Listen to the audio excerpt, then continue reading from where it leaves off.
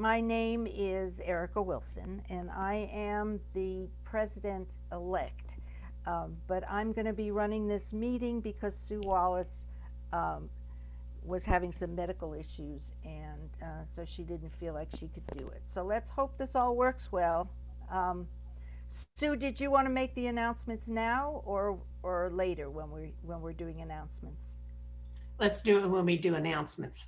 Okay, because I just wanted us all to wish Sue Wallace well and hope she gets better soon. So, all right. Um, is Nerney here? That's a good Nerney question. Miller? I don't see her here. Okay. I don't know if we have. I don't think we have minutes from the last meeting. So if she was here, she might have been able to do that. And Ellen Weiss, are you here? I don't see Ellen. Oh, that's why. Okay, let's see. I'm gonna put Ellen as panelist. Sorry, everyone. Just a couple minutes here.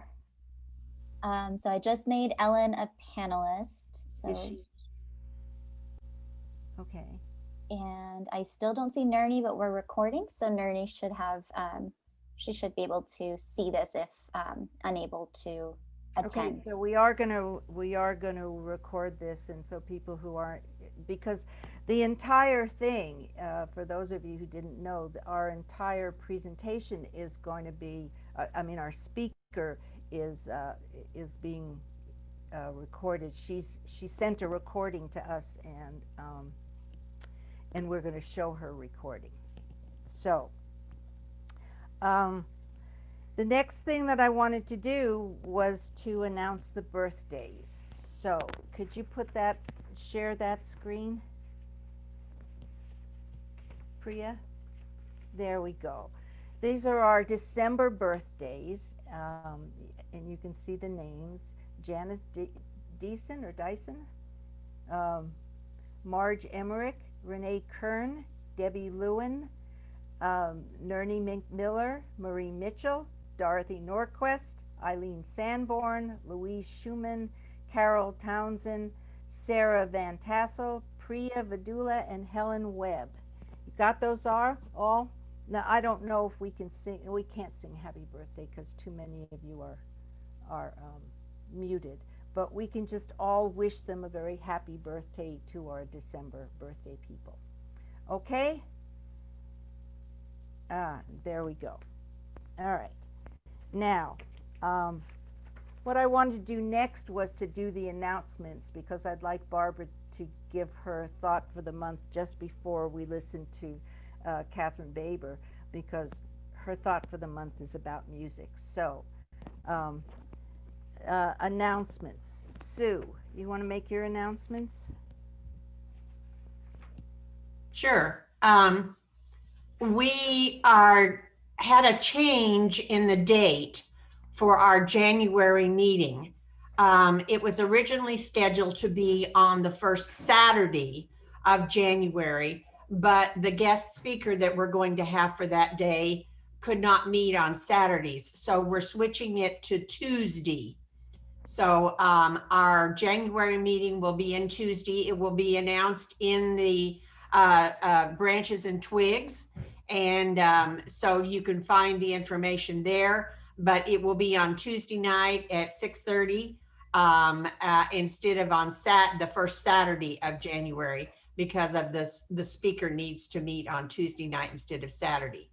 The other thing I would like to announce is that, first of all, thank everybody for all of your cards and your good wishes and everything. I'm doing much better than I was even a week ago. It's just taking me a slow time coming back from all of this.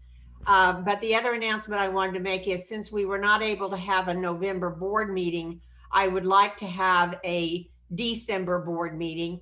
And we will meet for the December board meeting on the second Tuesday of December.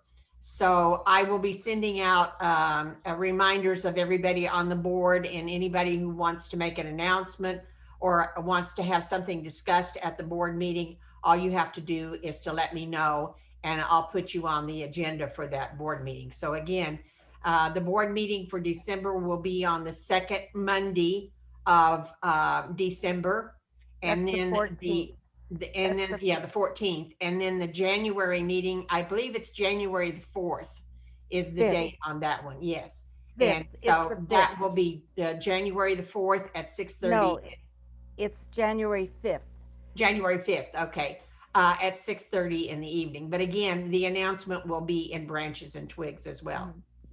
Thank you. Okay, thank you. Okay, other announcements. Anne, Leonard, do you want to make an announcement? Sure. I'm glad to tell everyone that the Y is having their home tour, but it's a virtual tour, and you can get your tickets online, and it's very easy to do. And I think it's going to be fun. There's 4 houses. One of the houses is Barbara Reardon's home, and we've never had it. It's on Dwight Street, I believe. And then the Hardy's home on Olive and Center, I think. And then one of the houses is the little cute Normandy ones from over by McKinley School. And the 4th house, it's Terraphase, and it's a 1960 ranch home.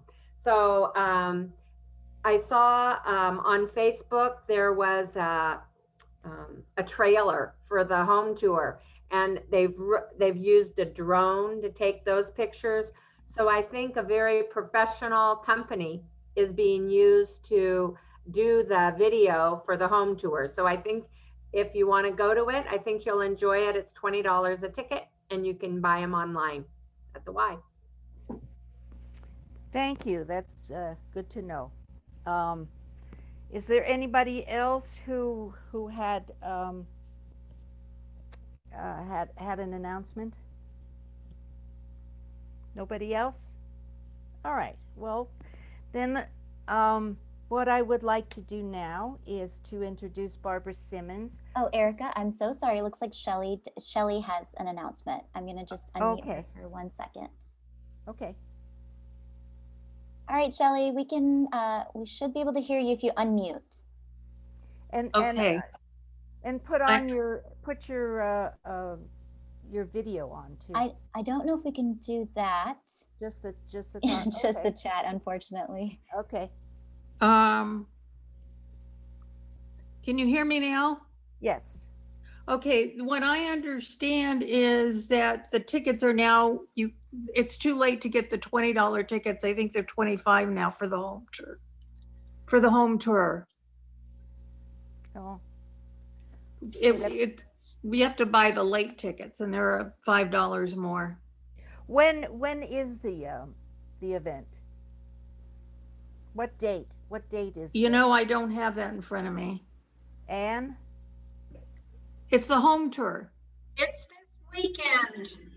It's this coming weekend. Okay. Yes, I think it starts Friday night and goes through Saturday. You get a link. Okay. But we've just been told that it's $25 now. So,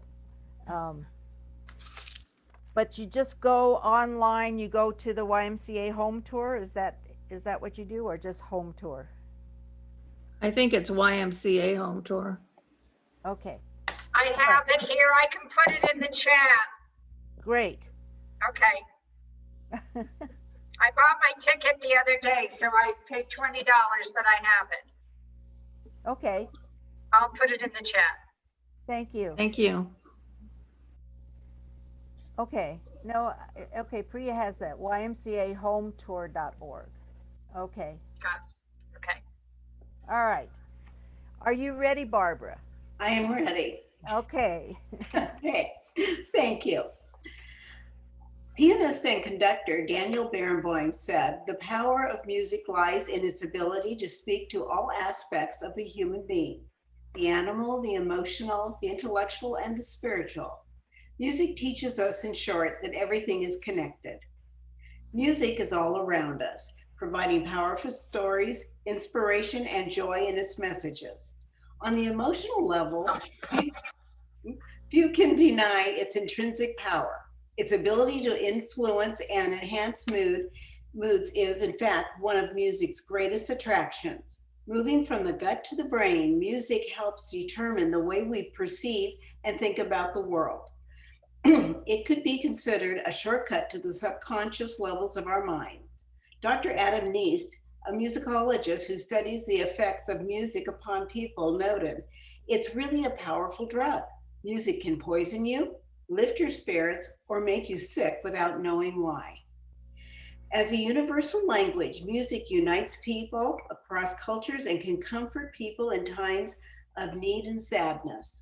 Musicians see music's tremendous power not only as a personal spiritual experience, but also as a force to change, serving as a voice for social advocacy and or enhancing mutual understanding between differing cultures. From the first lullaby sung to us as newborn babies, music provides a soundtrack of our life, so much so that many of us take it for granted. Nearly everyone shares some connection with music, whether seniors in assisted living reminiscing to the sounds of Bing Crosby or Benny Goodman, to baby boomers blasting the Beatles or Joni Mitchell. They all glean messages and memories from music and the artists who create it. Music penetrates almost every part of our lives, our rest, our entertainment, our education, and our worship. Throughout history, it has celebrated the triumphs and tragedies of life. As Plato said, music gives soul to the universe, wings to the mind, flight to the imagination. Music both shapes and reflects society. Dancers follow its beat. Protesters use it to find their voice. It can promote ideals like peace and solidarity, but it can also prepare armies for battle. It is part of almost every important personal and collective moment. In a world of diversity where often values clash, music leaps across language barriers and unites people of quite different cultural backgrounds. And so, through music, all peoples can come together to make the world a more harmonious place. Thank you. Thank you.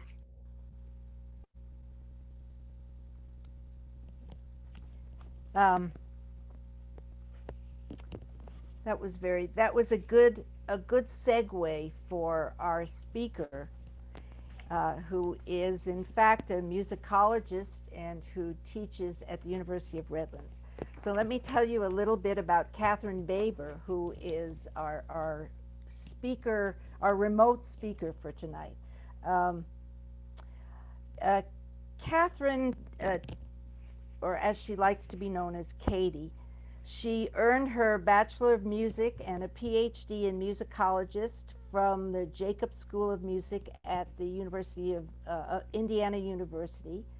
She's been an associate professor of music history at the University of Redlands from 2009 to 2019, and she currently serves as the Alice Mosley Salzburg Director and CAS Associate Dean. Her book, Leonard Bernstein and the Language of Jazz, was recently published with the University of Illinois Press.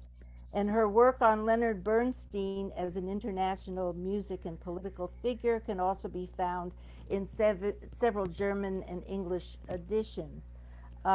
She pursues questions of identity in American music, from personal to the national. Her work focuses on the career of Leonard Bernstein and the ways in which his compositions, his conducting and educational activities, the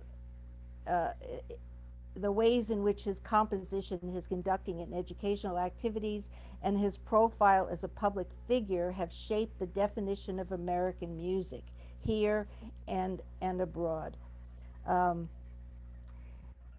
She's going to be speaking today. The title of her talk is called Queering the Canon, Women and the Rewriting of Music.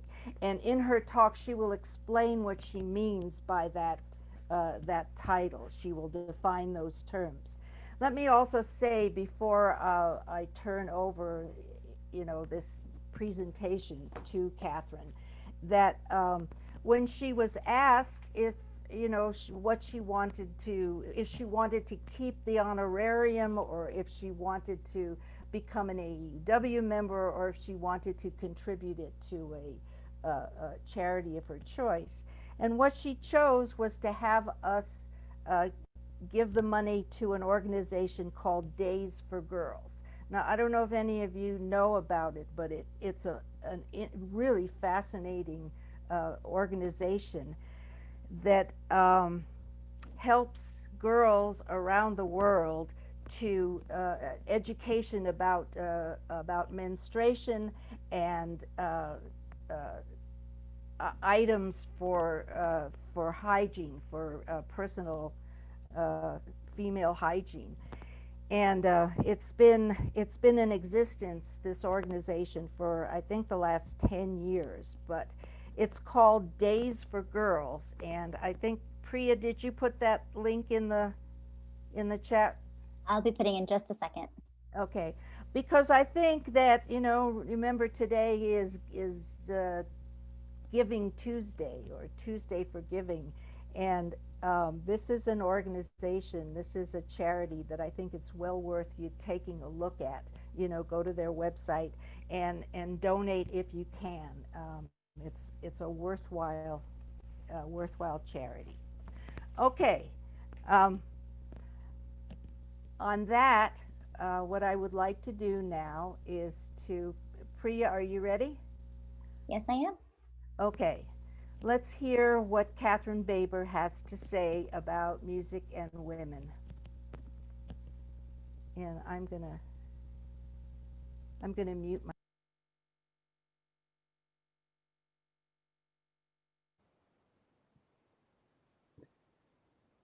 Hi, my name is Katie Baber, and I'm an associate professor and director of the Salzburg program of the University of Redlands.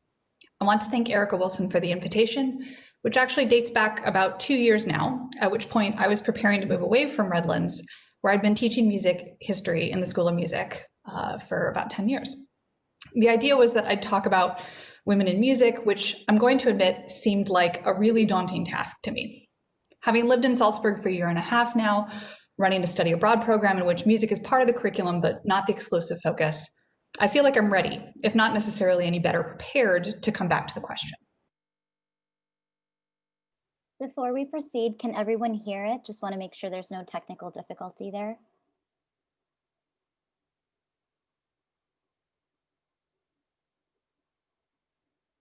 Might be. If you can't hear it, just say so in the chat room, okay?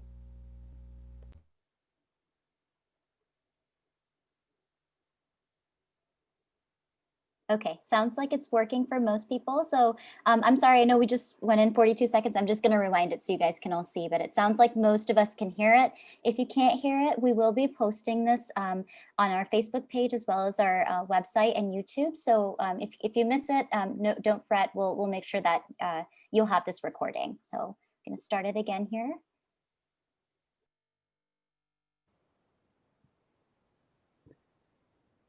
Hi, my name is Katie Baber, and I'm an associate professor and director of the Salzburg program of the University of Redlands. I want to thank Erica Wilson for the invitation, which actually dates back about 2 years now, at which point I was preparing to move away from Redlands, where I'd been teaching music history in the School of Music for about 10 years. The idea was that I'd talk about women in music, which I'm going to admit seemed like a really daunting task to me. Having lived in Salzburg for a year and a half now, running a study abroad program in which music is part of the curriculum but not the exclusive focus, I feel like I'm ready, if not necessarily any better prepared, to come back to the question.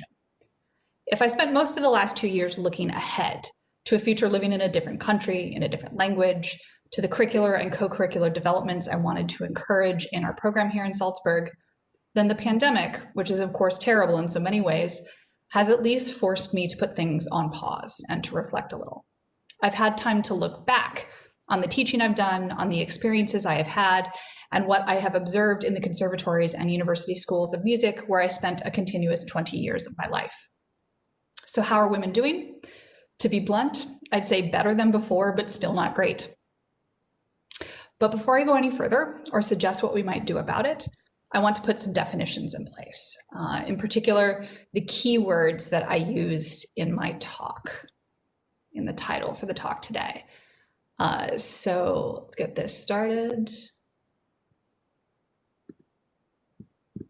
All right. And in fact, these definitions are essentially going to be the talk themselves. Working through them will lead us to the point that I want to make. So the terms that I'm going to define are music, women, history, and queer, and in that order. You may notice I've left out canon, but I'm definitely going to get to that. So what do I mean by music? In this case, I mean the kinds of music and careers in music that I'm at least minimally qualified to speak to. First, I spend a lot of my time in what is generally called classical music, or perhaps more precisely, Western art music, or more irritatingly, sometimes called serious music. And it would be honest to say that it's European classical music, since it was imported to the Americas along with every other colonizing device. I'm going to stick with classical music, though, since that is what most people call it. So that you know where I speak from, in the field of classical music, I've been a performer. I earned a Bachelor of Music in clarinet. I've been a graduate student of musicology, one of the more analytical subdisciplines of music that also includes music theory and ethnomusicology. And I've been a professor of music history. And that means I'm also a colleague to composers, conductors, performers, and professors of music education, as well as an instructor and advisor to music students on all of those various paths, and those who are forging other paths, as do some of the students I've worked with from the Johnston Center for Integrative Studies. Second, but not secondarily, much of my research has to do with the Broadway musical, the blues, and jazz, and particularly the intersection of race and gender in the jazz world and in white appropriations of the music. For example, I just finished a chapter on women and gender in West Side Story that will be included in the Cambridge Guide to that musical, or the Cambridge Companion, rather. So those are my two wheelhouses, and I'll speak from both today. I should also clarify, I am not qualified to speak to the music industry writ large, nor the vast number of musical traditions around the world in which I am not well versed, including the range of popular music that I love, but am not a scholar of. The thoughts that I offer today are going to stick to women in the realms of classical music, musical theater, and jazz. And of course, those all overlap at some points. So what do I mean by women? I believe feminist analysis requires not only the acknowledgement of, but the centering of the experiences of women of color, Indigenous women, queer women, trans women, and non-binary people.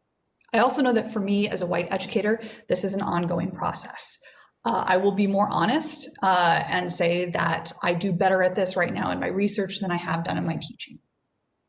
In jazz and classical spaces, I mean women as performers, conductors, composers, poets and librettists, instrument makers, educators, patrons, and impresarios.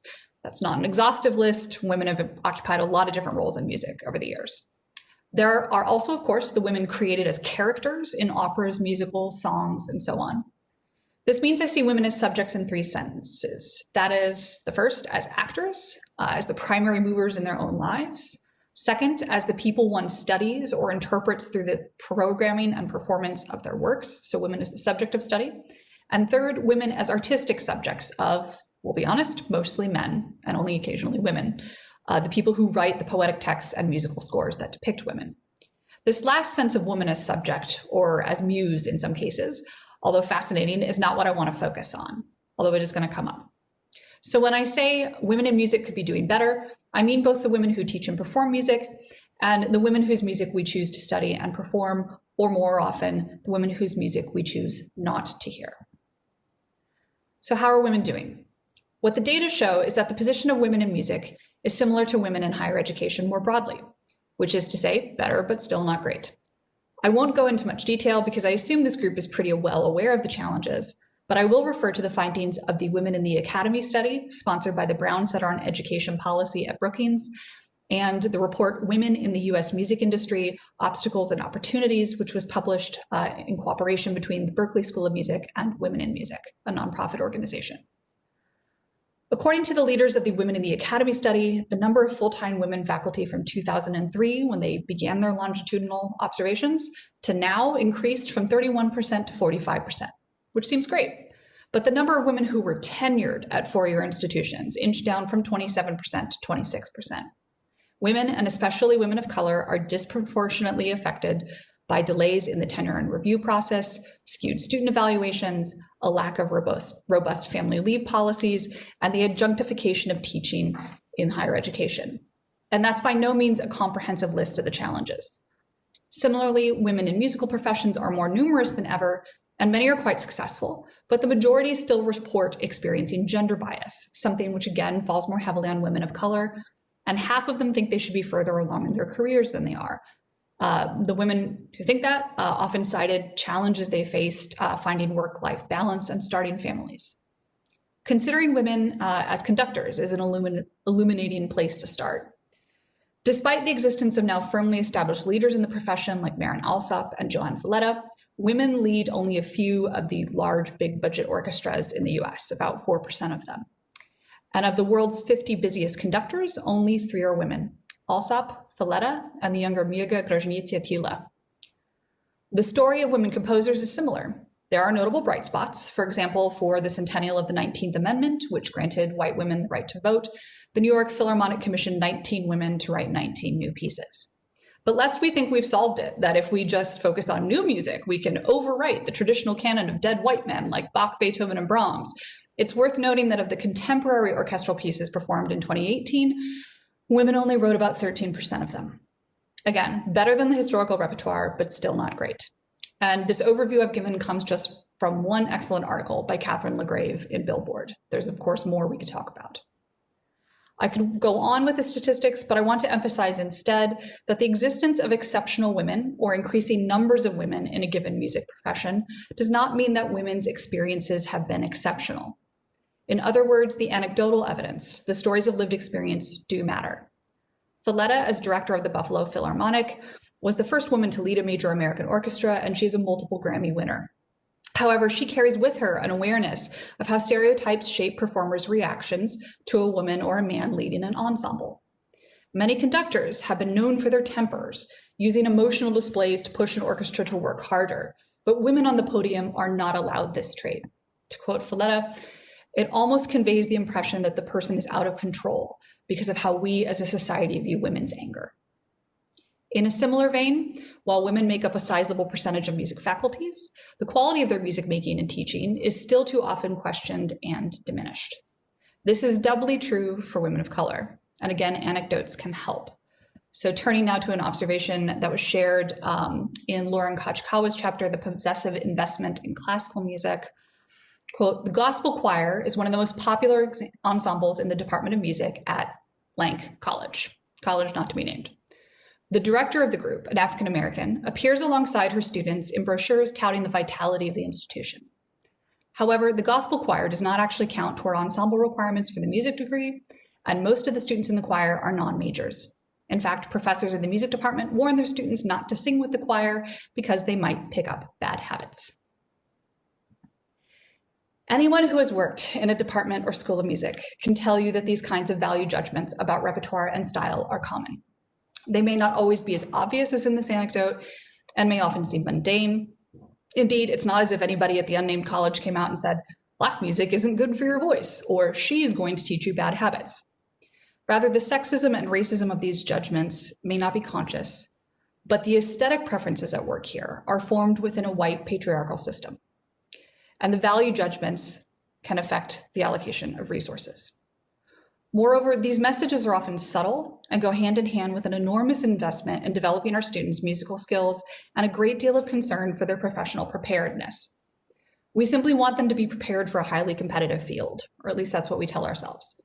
So why, if we care so much about our students and their musical education, and if the faculty they see, at least at Redlands, is gender balanced, why do I still hear from young women that wonder if they really belong in classical music, that they struggled to find their place?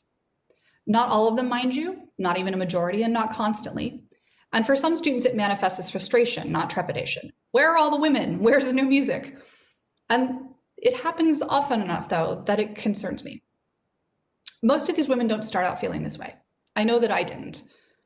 It's something we acquire along the way. To quote Rodgers and Hammerstein, "You've got to be carefully taught." And I want to take a look at the first stanza of this song because I think the lyrics sort of lay out what it is that I'm going to say about the way that we teach our students. "You've got to be taught to hate and fear. You've got to be taught from year to year. It's got to be drummed in your dear little ear. You've got to be carefully taught.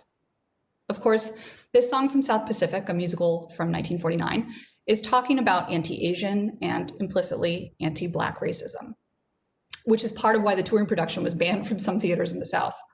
But it's worth asking, what are we drumming year after year, usually for 4 years, into our music students' dear little ears? What we're drumming into students is the core curriculum that is remarkably consistent across most accredited schools of music.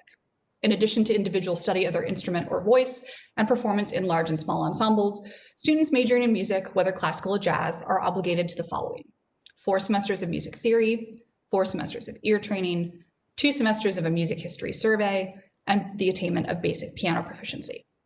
At Redlands, this usually works out to about 24 credit hours, although I will note that this has been recently streamlined.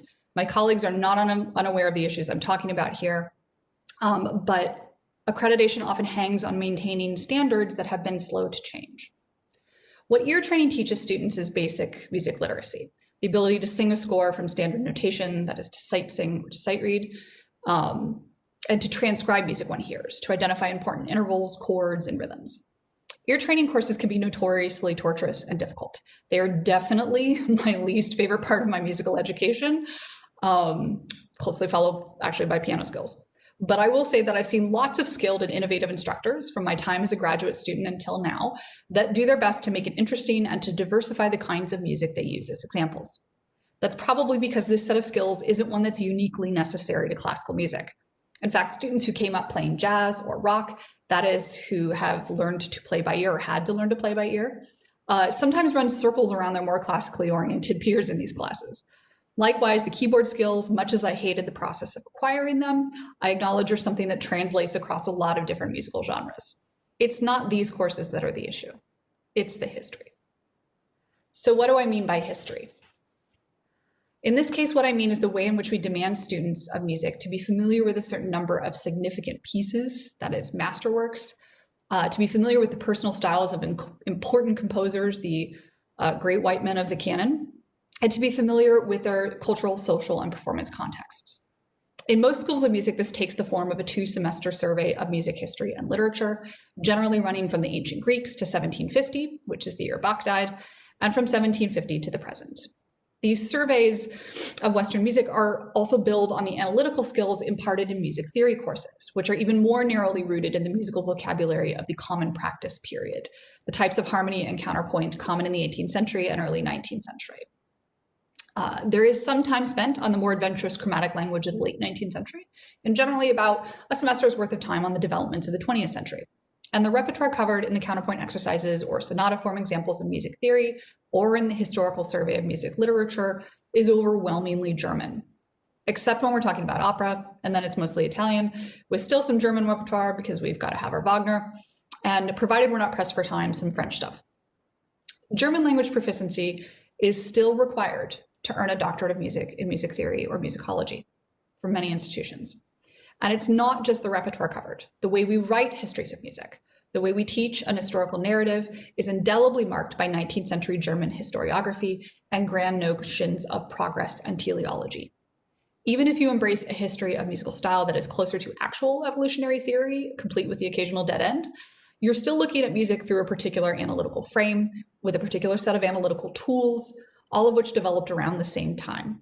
And of course, that place and time was not the most friendly to women as musicians, particularly not as composers. It was also a society built on colonial plunder and an imperialism that justified itself in part through exoticizing and dehumanizing depictions of Black and brown people in European art, literature, and music. In this critique of music history, I'm drawing on the work of music theorist Philip Ewell and on the recent scholarship in music history pedagogy that is pushing toward decolonizing the music history curriculum. In Ewell's plenary lecture at the 2019 meeting of the Society for Music Theory, which he titled Music Theory's White Racial Frame, and in the scholarly essays that have followed, he carefully deconstructs the supposed analytical neutrality of music theory. What he exposes was always there, hidden in plain sight. A white male-created frame that held up the work of only certain musicians as worthy of study and then crafted a set of analytical tools to prove it. And drawing on feminist scholars like Sarah Ahmed, Bell Hooks, Audre Lorde, and Kate Mann, he also reminds us that, quote, white supremacy is the child of patriarchy, not its parent.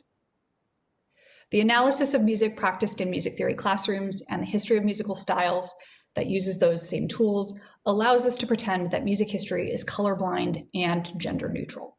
Renaissance evolves into Baroque, classicism reacts to Baroque, the symphony as a genre and a form expands and mutates, this composer influences that one, and so on.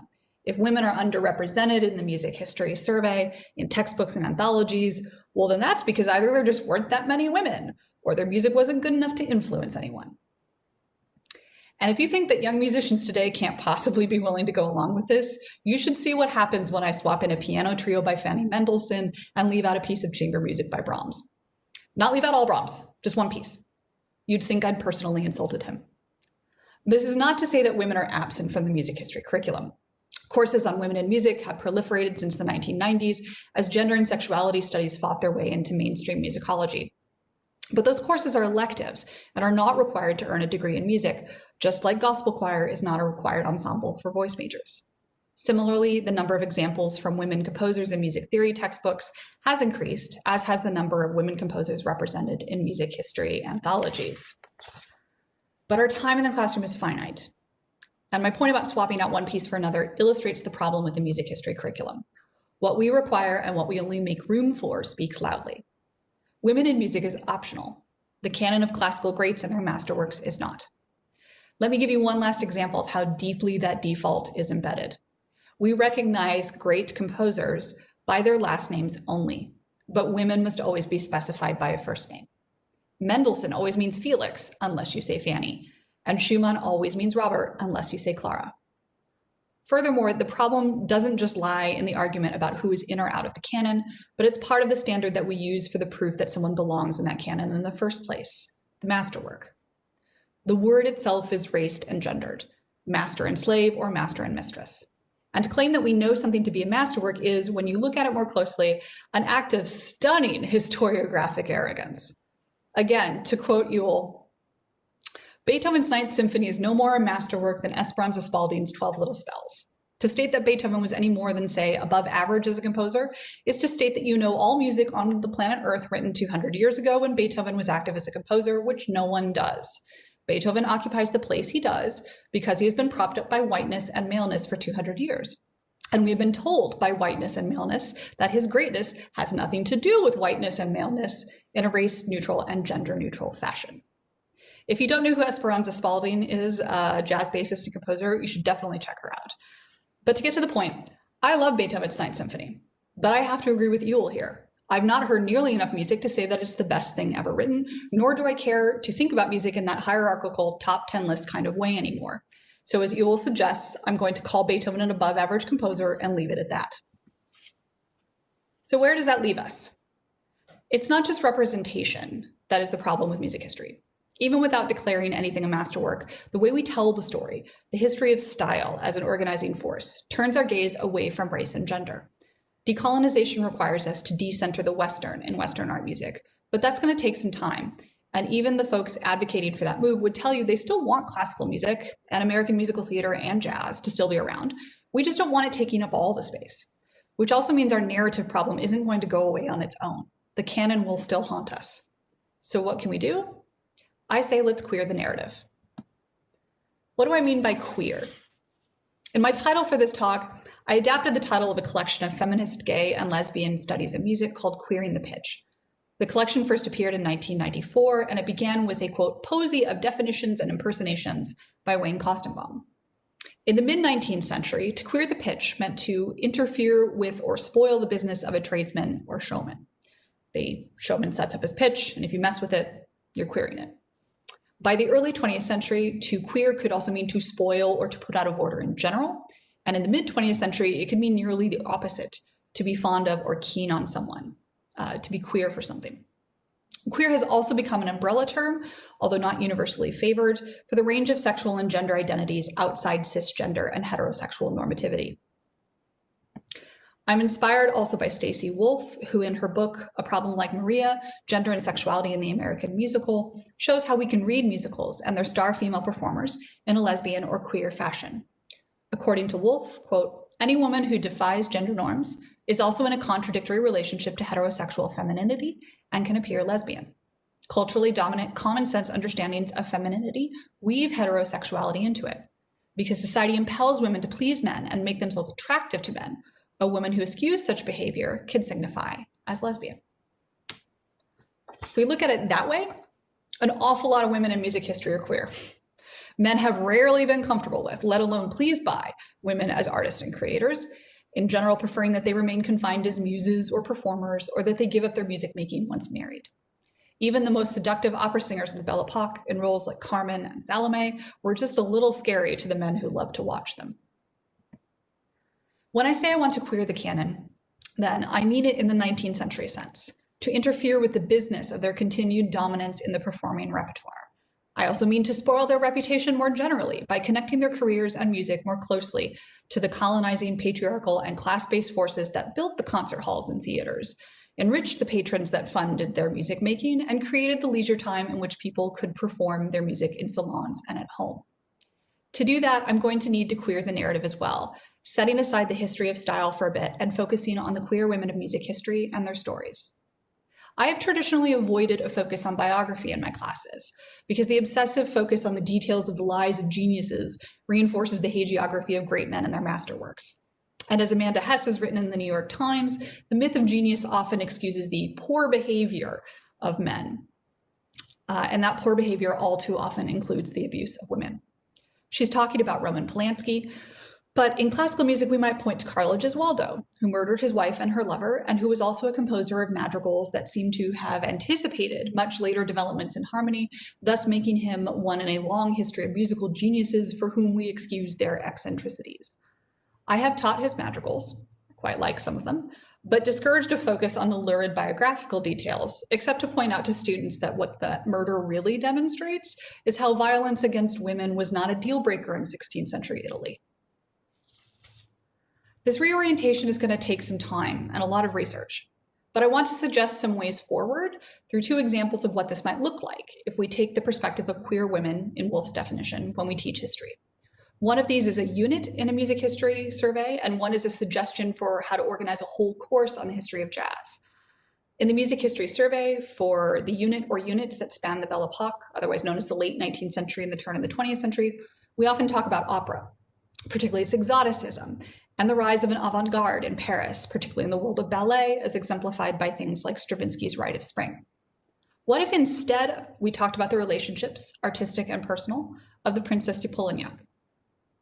Born Winteretta Singer and heiress to the Singer sewing machine fortune, she married Prince Edward de Polignac. He was gay, she was lesbian, and neither made much effort to hide their affairs. She also hosted one of Paris's most well-known salons and was a patron of numerous artists. So, as you can see from this slide, composers that she sponsored or who she had interactions with, part of the salon, include Fauré, Satie, Ravel, Debussy, Poulenc, Weill, and Stravinsky. All the dudes we would normally cover during this period anyway. If you're interested in artists and authors besides the composers, she knew Oscar Wilde, Proust, Cocteau, Picasso, Diaghilev, and Isadora Duncan once danced at one of her salons. So you're still going to get your avant-garde dudes. Through the women performers she knows, you're still going to get to 19th century operas. Emma Calvé, who is a friend of hers, sang Bizet's Carmen and was also known for her role in Gounod's Faust. Anna von Mildenberg was a Wagnerian soprano. Olive Fremstad also sang Wagner and created one of the more striking early performances of Strauss's Salome. And Ethel Smythe was a composer inspired by the voices of these women to write operas like The Wreckers and Der Wald. So what will be foregrounded instead, if we look at this through the Princess de Polignac, what we'll see in the foreground is the ways in which queer women, some of them lesbians, listened to these operas and embodied them, and also how a lesbian composer, Ethel Smythe, was inspired by their voices. My other suggestion has to do with jazz history, which has its own canon of recording artists, most of them men. Just as in the music history survey, the perennial problem is who you include or leave out given a limited time frame. But what if we taught the history primarily through the discography and biography of one woman, Mary Lou Williams? She was a pianist and the only jazz performer to date to have played in every stylistic period of jazz from the 1920s through the 1970s. She was a performer, arranger, and composer, so a wide range of skills and practices could be studied through her work. In the 1940s, she became an independent artist, so it's possible also to discuss the business and recording industry aspects of the jazz world through her experiences. She was a mentor, friend, and teacher of Thelonious Monk, Charlie Parker, Kenny Clarke, Bud Powell, and Dizzy Gillespie, the biggest names in the modern jazz of the mid-20th century. So it's not like the important dudes are going to get left out.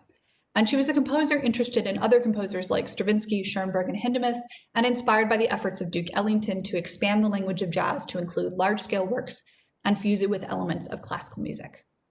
On the classical music side, in the music history survey, this sort of crossover between jazz and classical music is often demonstrated through works by white men like George Gershwin, Aaron Copland, and Leonard Bernstein.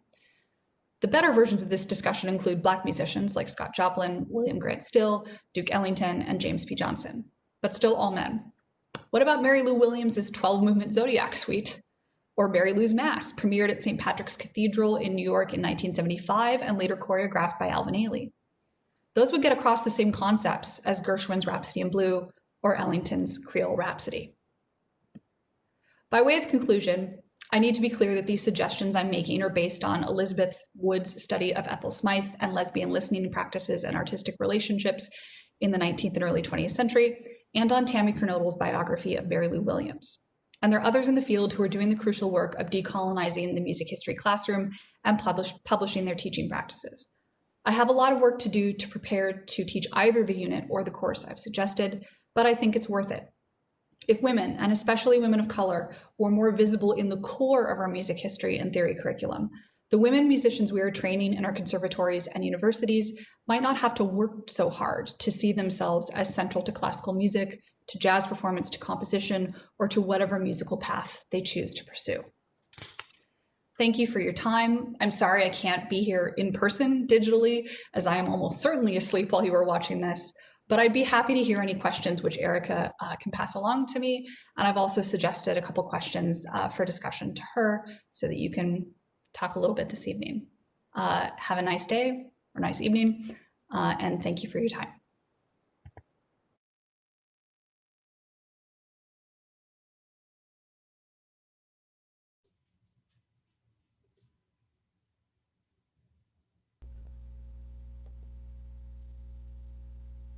Hi.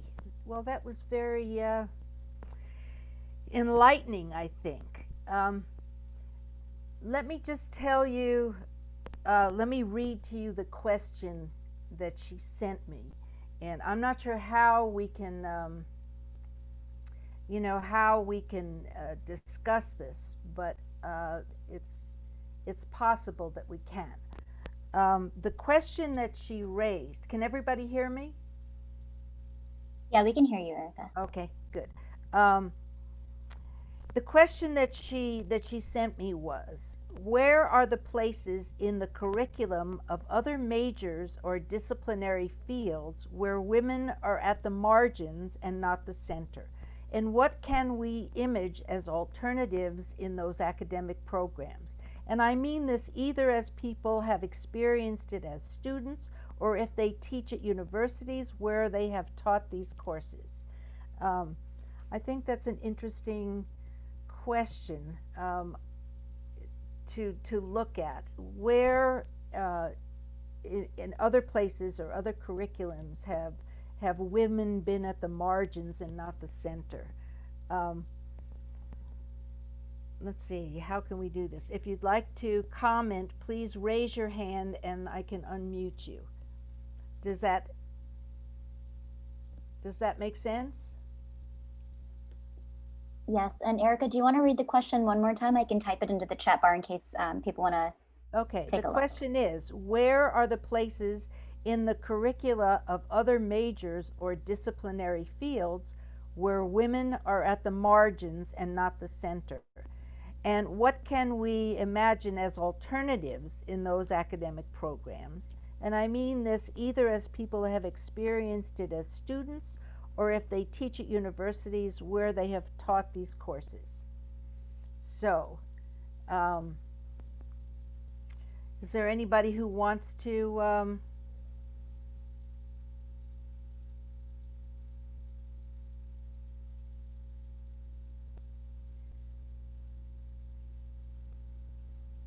does anybody want to join in on this? If you do, you know the hand raising. Yes. You- We have Ellen. Ellen is, I'm gonna go ahead and unmute Ellen and ask to unmute here. Okay, Ellen. Hi.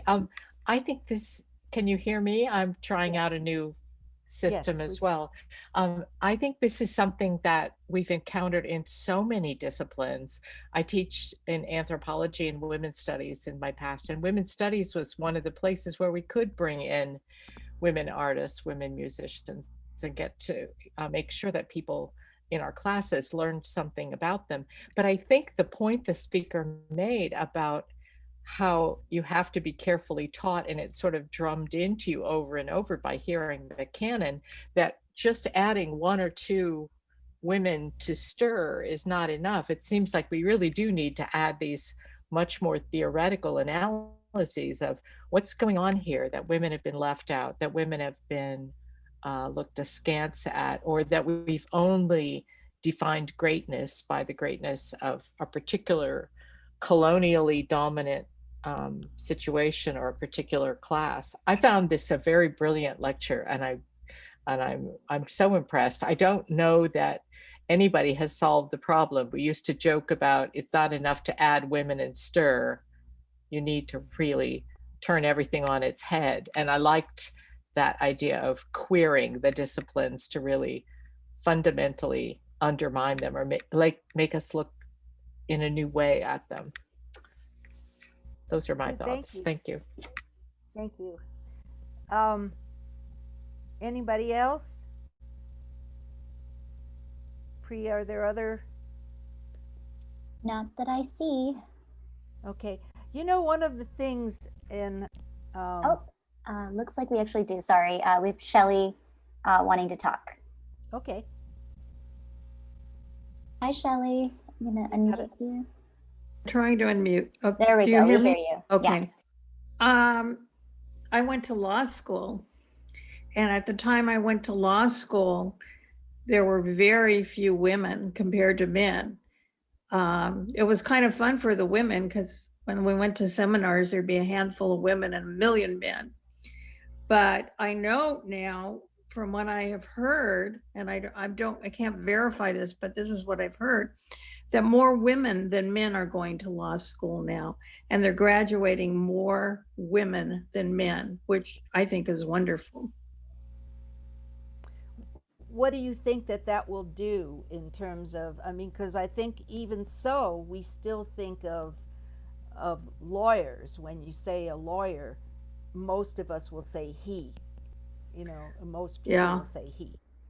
I think we're going to see that in the courtrooms, and I think people are going to realize that this field is really opened up to women. And I think that there may be a little more, I don't know, maybe more sympathy, maybe more empathy with clients that aren't business clients, but that usually didn't get that kind of feeling from a lawyer, because women, I think, have more or show more empathy.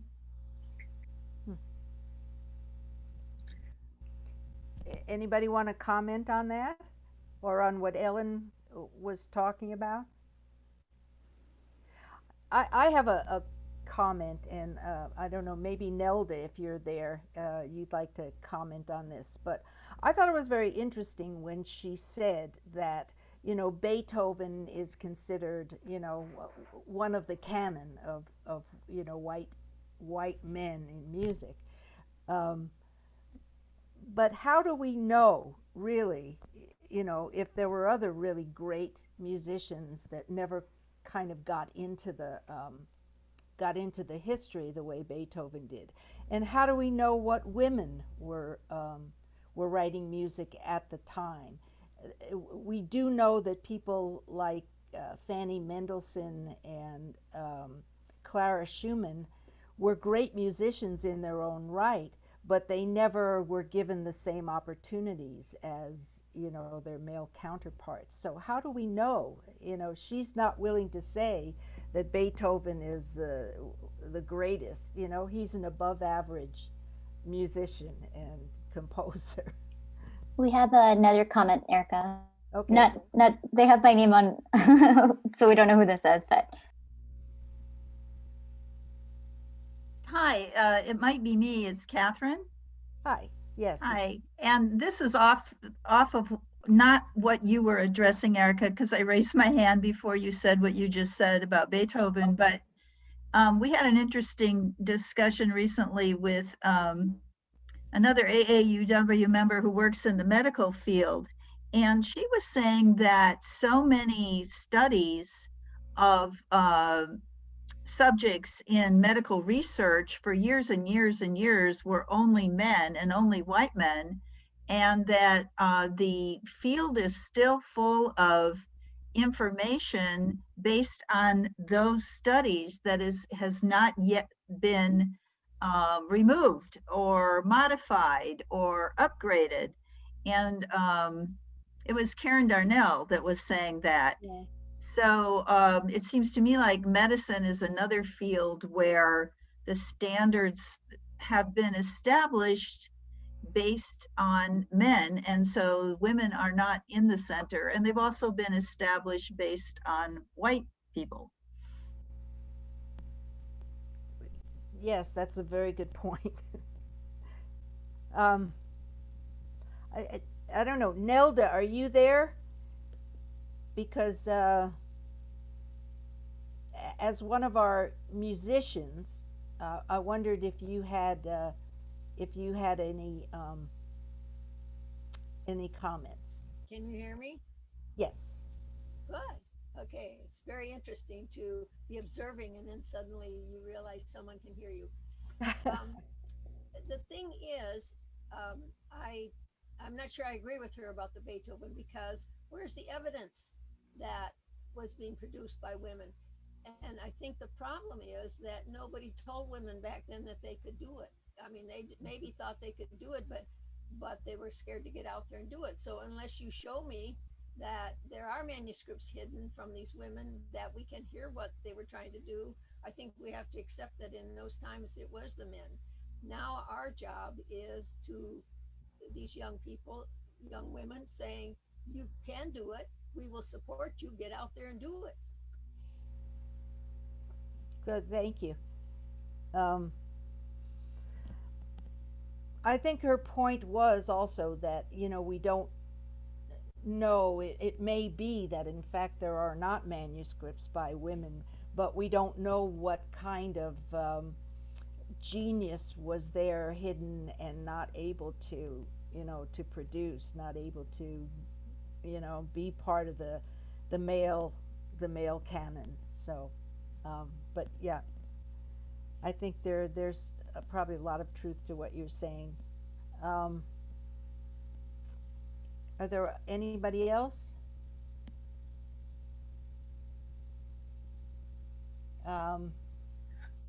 Erica, Yes. this is Ellen. Hi. I think it's also true that because we have that long history of feeling that only certain people have really achieved something, or that only certain male music directors have been the great orchestra conductors or whatever, it does make it very difficult for women to use even the same styles that the men do, because gender is associated with that competence. And that was the point she made about how a person who is a woman conductor can't behave in the same way that male conductors do. A male conductor may try to bring out greatness in his orchestra through certain kinds of coaching, which is a more didactic style, and a woman might be viewed as an angry woman for doing it. So it's really amazing to me to think, and reflecting back on conductors that I have played under, how that gender dynamic has played out. And I think it is something that needs to be addressed more specifically in the music curriculum and in any other curriculum where this is playing out. Maybe with law, as you mentioned, so that women begun to be seen in different roles than they have been in the past. It's just good food for thought. If we were in person, I think there'd be a lot more discussion about that. Thank you. Yes, I think she would probably be very good at answering these questions and you know, creating the dialogue. Monica, did you have something you wanted to add? Yes, I have two comments. One, when I was a student at University of Redlands studying to be a speech pathologist, all the instructors, except for one, were men. But the students were women. It was an exception to see a man studying to be a speech pathologist. I think there are a few more women in the department now, but that's the way it was in the late 70s and early 80s. And then my other comment has to do with the law. I have a niece-in-law married to my nephew who has absolutely, been very, very focused on becoming not just a lawyer. She was the law review editor at University of Michigan. She came out and she clerked for the Ninth Circuit Court rather. And then she went back to Washington, D.C. She was Breyer's, what do they call that in the lawyer? She clerked for the Supreme Court, Breyer. And then she went to Harvard. Now she is the head of the Yale Department for lawyers. I'm not sure if I'm saying all those departments correctly, but anyway, she is the head of the Yale Law School. But she doesn't do lawyering or teaching. Her primary job now is to fundraise. She has a car at her disposal, which takes her to New York all the time. And that's what she does. When a recent Supreme Kavanaugh was, he was a graduate of Yale Law School. She endorsed him, and boy, did she get the flock from the students. Yeah, I guess. Because, she was doing it as her position as head of the dean of the Yale Law School. But I don't know that she really, I don't know the ins and outs of her true feelings, but in her position, put her in a position that she had to support somebody who was a graduate of Yale Law School. So all that what we're saying is so relevant, and I hope it's evolving. Mary Guerrero, did you have something you wanted to?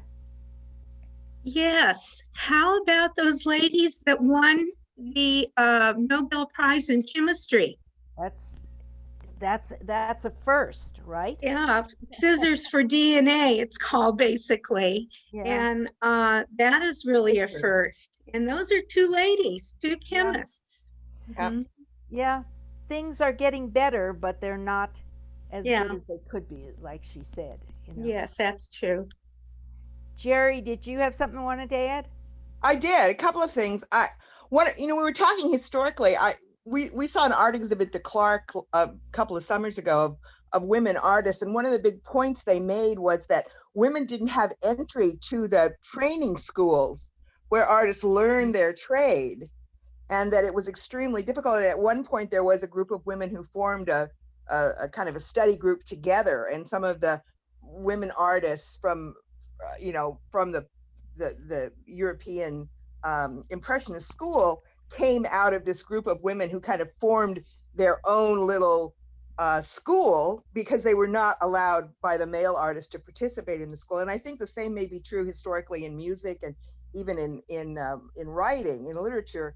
And I think it's an issue of mentoring that's so important, that there's a pipeline that leads you to become ultimately a great artist or a great musician or a great writer, that requires some mentoring and some nourishing. And I think that's part of why we belong to AAUW, the idea that women need a special kind of mentoring, and that it's not just women. The other point I think that Ellen was making, and that we've heard about queering the curriculum, really is about not just related to issues of gender or sexuality, but related to race and related to gender, so that everyone but white male heterosexuals, basically, although there were certainly people who were in the closet, but it was the white male elite and people who were different were queer, right? And were not invited to be part of this pipeline or part of the mentoring. So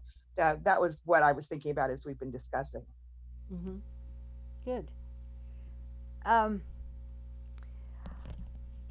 there any other comments or things people want to say?